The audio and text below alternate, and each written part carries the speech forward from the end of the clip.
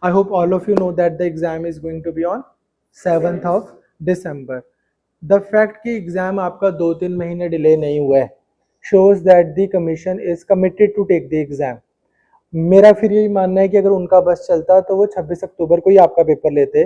It was only because of so many emails by the students itself that they had to just avoid कि यार unnecessary हम मतलब problem create करें, तो इससे अच्छा ये है कि हम इनको महीना 1.5 महीना एक्स्ट्रा दे देते हैं. तो 7 दिसंबर को आपका एग्जाम होगा. अब आपके पास जो पुरानी 26 अक्टूबर की डेट थी, अगर हम उसके हिसाब से देखें तो यू हैव एक्स्ट्रा 6-7 वीक्स. अब इनके लिए in the light of that आपकी क्या स्ट्रेटेजी होनी चाहिए?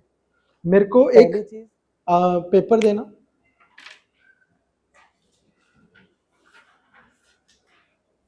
नीचे कुछ रखने के लिए भी दे दो बच्चे. यार आप लोगों को ना मेरा एक सजेशन है, ऑफ कोर्स यहाँ पे सिर्फ आपको समझने के लिए मेरे को थोड़ा डूडलिंग करने के लिए चाहिए. बेटा आप आगे सर जाओ. हरप्रीत बेटा दिख रहा है?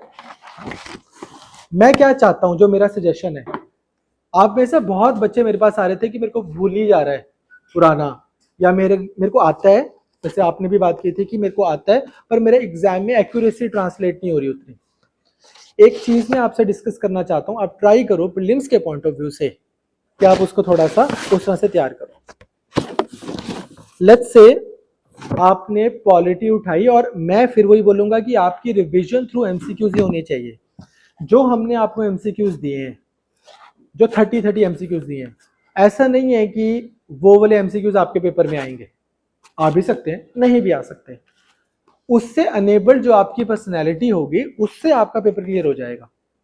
फॉर एग्जाम्पल मैं प्रियम्बल बैठ के रिवाइज नहीं कर रहा हूं, मैं प्रियम्बल की एमसीक्यूज कर रहा हूं, तो मुझे प्रियम्बल का क्या कंटेंट है मुझे याद रहेगा. Sovereign, socialist, secular, democratic Republic मुझे याद रहेगा. प्रियम्बल अमेंडेबल है कि नहीं है याद रहेगा. प्रियम्बल जस्टिशिएबल है कि नहीं है याद रहेगा थ्रू एमसीक्यूज. ठीक है, तो आप रिवीजन तो थ्रू एमसीक्यूज ही करो. आप क्या करो, मेरा सजेशन ये है कि आप दिन में एटलीस्ट आप 3 सेशंस कर सकते हो 30 एमसीक्यूज के स्टैटिक. तो मान लो आपने पॉलिटी से शुरू किया, आपने 30 एमसीक्यूज किए कॉन्स्टिट्यूशनल बैकग्राउंड के जो आपके पास पड़े हैं. 30 एमसीक्यूज किए कॉन्स्टिट्यूएंट असेंबली के, 30 एमसीक्यूज किए प्रियम्बल के. मैं भी स्टैटिक की बात कर रहा हूं. लेट्स से डे 2 आ गया आपका.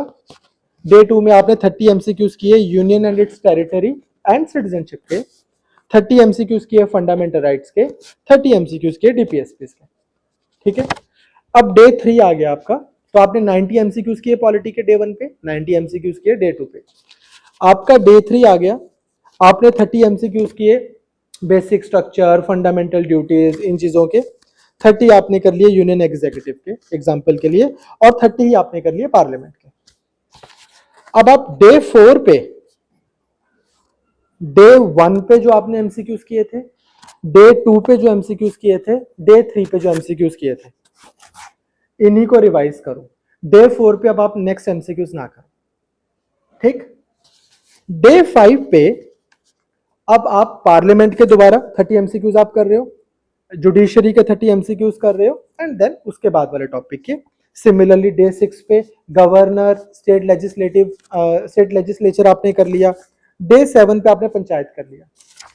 डे 7 पर आप फिर दोबारा जो आपने डे 5, 6, 7 पे किया, सॉरी डे 8 को जो आपने 5, 6, 7 किया है उसको रिवाइज करो.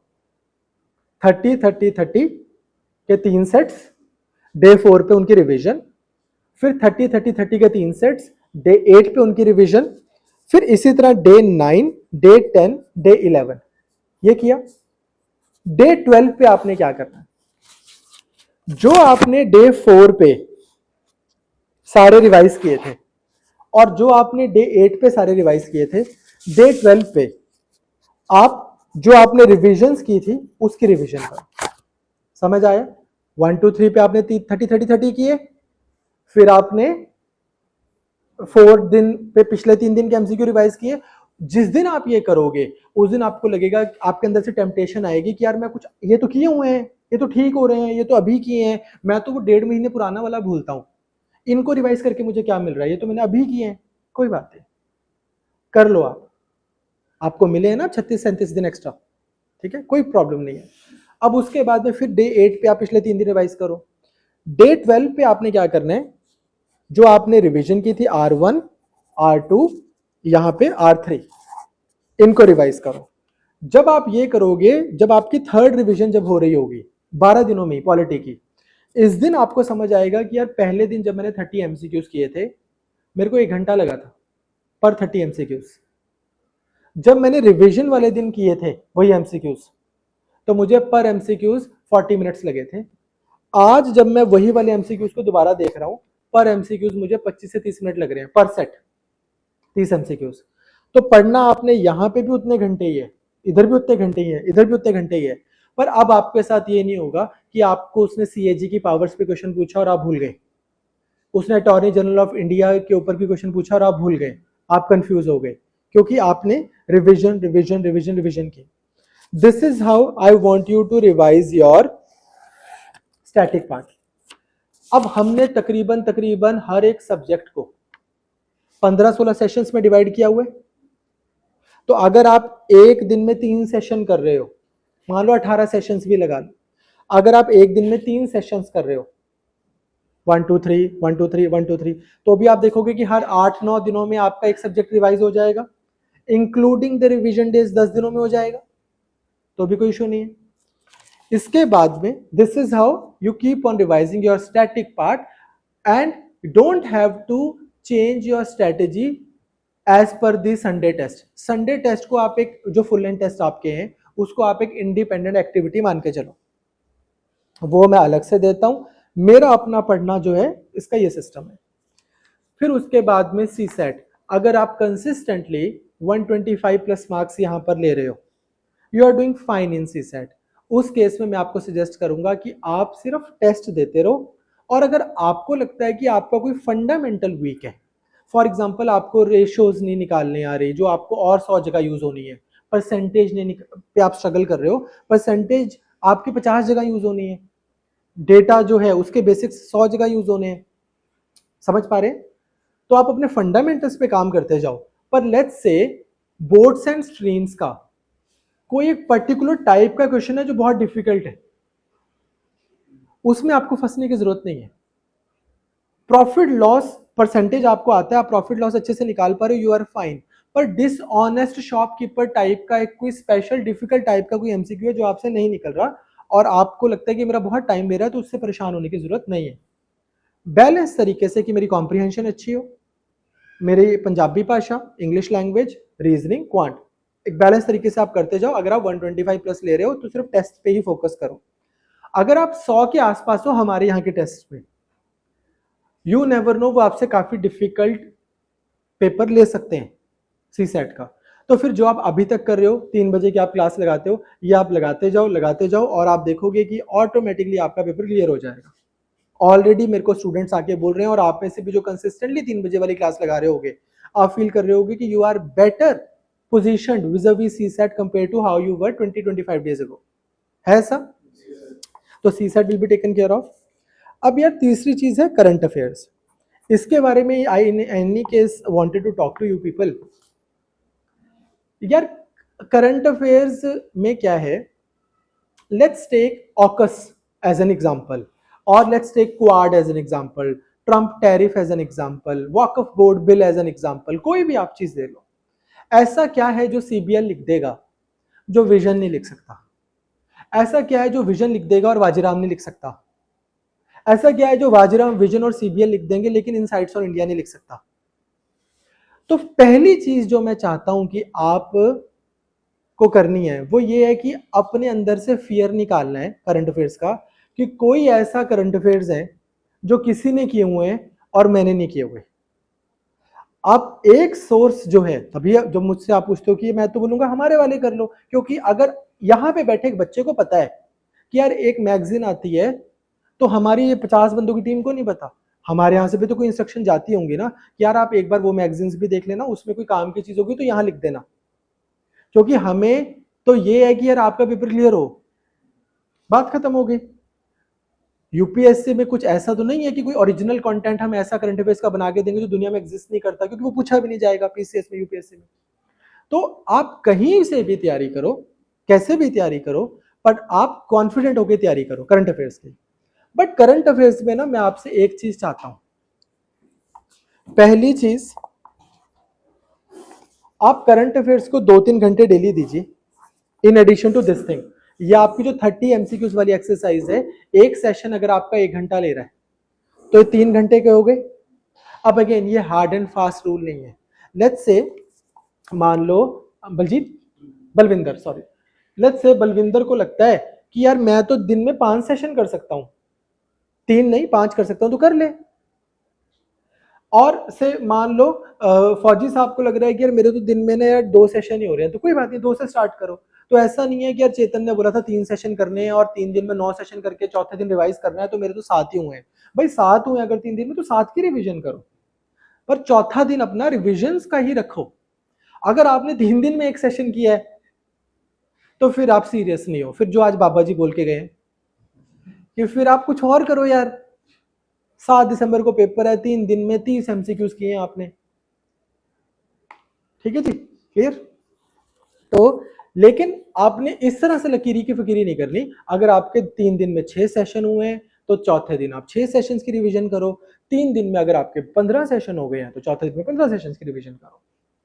ठीक बात, क्लियर। करंट अफेयर्स में मैं एक चीज चाहता हूं आप लोगों से, आप ना करंट अफेयर्स सिर्फ ऐसे पढ़ते ना जाओ। अगर आपने देखा होगा कि हमने आपको करंट अफेयर्स के सुबह एमसीक्यूज करवाने शुरू कर दिए थे, उसका एक रीजन था। मैंने ये बोला था कि यार मतलब जो मेरी यहाँ पर फिलॉसफी रही है वो ये कि मुझे कैसे पता कि यार मैं कौन से करंट अफेयर्स को कितना डीप में जाके पढूं, किसको कितना पढूं, कितना मेरे कोई investment, time investment versus returns की कोई तो पैरिटी होनी चाहिए। तो मैं ये बोलता हूं कि जब आप करंट अफेयर्स कर रहे हो, आप ट्राई करो कि आप कम से कम 20 टॉपिक्स, 15-20 टॉपिक्स आप कवर कर रहे हो। ठीक बात। फॉर एग्जाम्पल से लेट्स से आर्टिफिशियल इंटेलिजेंस से रिलेटेड कोई करंट अफेयर्स में ओसीआर के ऊपर कुछ हुआ है। क्या होता है ओसीआर? ऑप्टिकल कुछ ऐसा होता है ना, कुछ है ना, नहीं होता कुछ ऐसा। ठीक है, जीएएन लगा लो, चलो अब वो तो होता है। जीएएन क्या होता है? जनरलाइज्ड, हाँ हाँ दैट लैंग्वेज। ठीक है, जिससे आप डिफेक्ट्स वगैरह बनाते हो, वैसा वाला। तो जैसे अब अगर आप बैठे हो और आपने देख लिया कि ये जीएएन है ना, जो ये एज अ टॉपिक खबरों में है, आ रहा है, पेपर में आएगा। आर्टिफिशियल इंटेलिजेंस में जीएएन क्या है? एलएलएम खबरों में है, आर्टिफिशियल इंटेलिजेंस से रिलेटेड है, पेपर में आएगा as a stand alone topic. And likewise question एक सिंपल सा आपको ये आ जाएगा, Llama, Grok, this that, these are the examples of internet of things, these are the examples of AI LLMs, these are the examples of this and that। ये एक example दिया मैंने। इसी तरह की आपको बहुत सारी खबरों में आ सकता है। ठीक बात। तो क्या मैं 1.5-2 घंटे में 20 खबरें कर रहा हूं ऐसी? अब वो 2 को चाहे आप 2.5 कर दो, आई डोंट केयर, पर आप दिन में 20 चीजें तो करो। 20 चीजों का मतलब समझ रहे हो? 20 सब टॉपिक्स, नॉट द टॉपिक। अगर टॉपिक हेल्थ है और उसके अंदर कोई एक पर्टिकुलर डिजीज है या उसकी कोई पर्टिकुलर वैक्सीन है, तो वो अगर आपने कर लिया ऐसे, इसको आप एक चीज मान के चलो कि आपने एक न्यूज बिट कर ली है या आपने एक करंट अफेयर का टॉपिक कर लिया है। अगर आप दिन में 20 करोगे, विद इन 15 डेज आप देखोगे वही चीजें रिपीट होने शुरू हो जाएंगी। उससे आपको कॉन्फिडेंस आएगा। तो अगर लेकिन आप बैठे हो करंट अफेयर्स खोल के, तो आप सबसे ज्यादा टाइम करंट अफेयर्स में देने के बाद में सबसे अंडर कॉन्फिडेंट आप करंट अफेयर्स को लेकर फील कर रहे हो। दैट्स बिकॉज आप उसको ना स्ट्रक्चर नहीं दे रहे हो, शेप नहीं दे रहे हो, टेंजिबिलिटी नहीं दे रहे हो। तो क्वांटिफाई करो करंट अफेयर्स को कि यार ये देखो, मैंने अगले 1 महीने में अगर मैं एक दिन में 20 चीजें कर रहा हूं, 20 टॉपिक्स कवर कर रहा हूं, 600 टॉपिक्स हो गए 1 महीने में। 1.5 महीने में और 300-200 और हो गए। ठीक है जी। अब यार 500-600 आपने इंपॉर्टेंट चीजें जो दुनिया में चल रही हैं वो कर ली है। उसमें आपकी लोकेशंस भी कवर अपने आप हो जाएंगी, उसमें पीपल इन न्यूज भी अपने आप कवर हो जाएंगे, नोबेल लॉरेट्स भी अपने आप कवर हो जाएंगे, क्योंकि आप देखोगे ये इतनी चीजें है ही नहीं है, हमने बना दी है। Are you getting my point? So coming back to the main thing, how I want you to, so more than how you should study or more than what you should study in this time, how you should assess should be the is of more importance. तो आप शाम को जब आप सो रहे हो रात को या सुबह, बेस्ड ऑन, ਕੱਟ ਦੋ ਫੋਨ ਤੁਸੀਂ ਕੱਟੋ ਪਹਿਲਾਂ, ਨਹੀਂ ਤੁਸੀਂ ਕੱਟੋ ਹੈ, तो बेस्ड ऑन दैट, हाँ जी,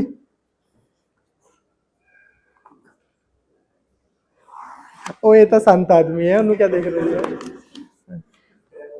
हाँ ड्राइवर बंदे हैं। So based on where you are, आप अपने आप से, आई वुड सजेस्ट कि आप ये अपने आप को एम दो कि दिन में मैं 90+ क्वेश्चन स्टैटिक के कर रहा हूँ, 90+ MCQ स्टैटिक के कर रहा हूँ, 1-1.5 घंटा मैं करंट अफेयर्स को दे रहा हूँ, 20 न्यूज बिट जो है मैं कवर कर रहा हूँ, करंट अफेयर्स के टॉपिक्स कवर कर रहा हूँ। अगर आप ये कर रहे हो with the timeline that you have in hand, you should be fine as far as prelims is concerned.